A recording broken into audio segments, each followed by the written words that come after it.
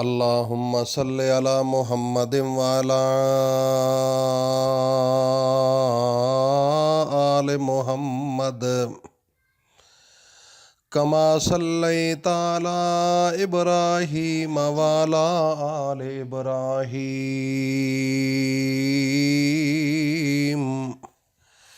انک حمید مجید۔ اللہم بارک علی محمد وعلی آل محمد کما بارکت علی ابراہیم وعلی آل ابراہیم انک حمید مجید۔ معزز سامعین، عزیز ساتھیوں، دوستوں، بزرگوں،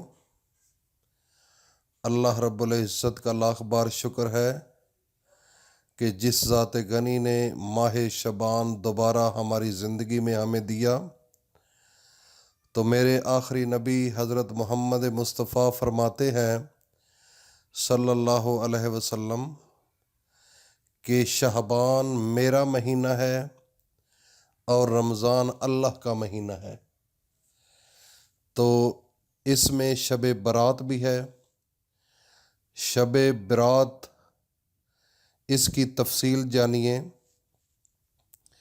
ماہ شعبان کی 15ویں رات کو شب برات کہا جاتا ہے۔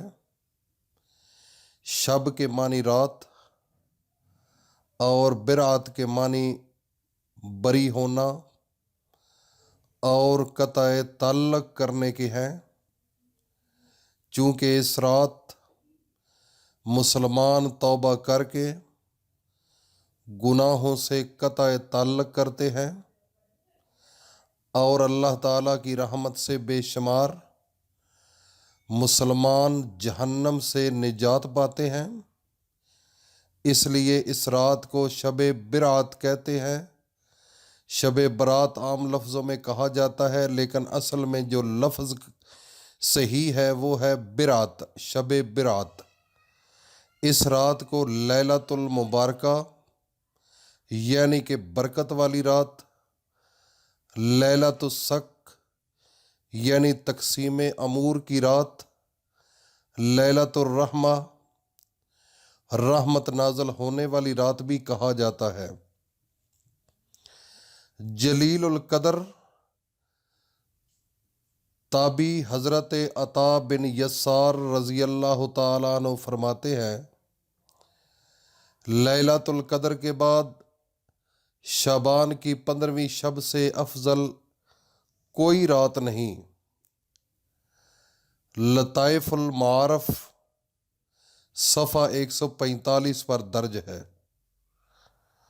جس طرح مسلمانوں کے لیے زمین میں 2 عیدیں ہیں، اسی طرح فرشتوں کے لیے آسمان میں 2 عیدیں ہیں، ایک شب برات اور دوسری شب قدر۔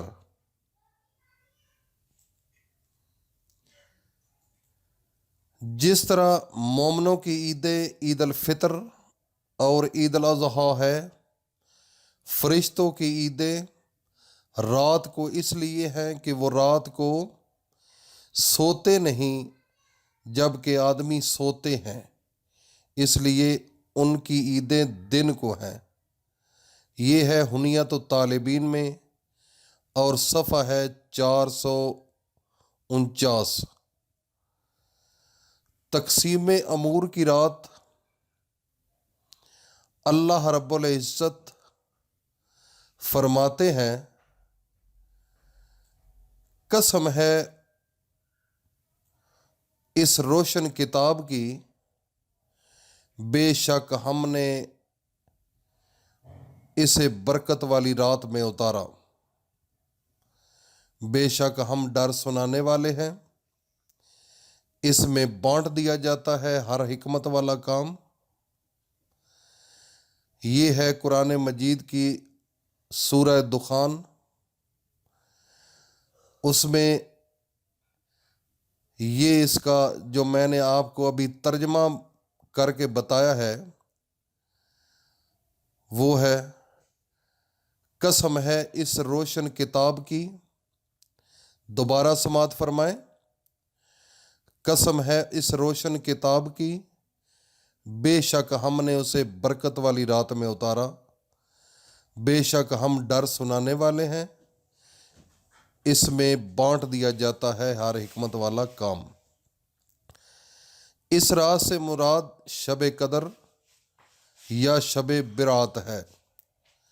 ان آیات کی تفسیر میں حضرت اکرمہ رضی اللہ تعالی عنہ اور بعض دیگر مفسرین نے بیان کیا ہے کہ لیلۃ المبارکہ سے 15ویں شعبان کی رات مراد ہے.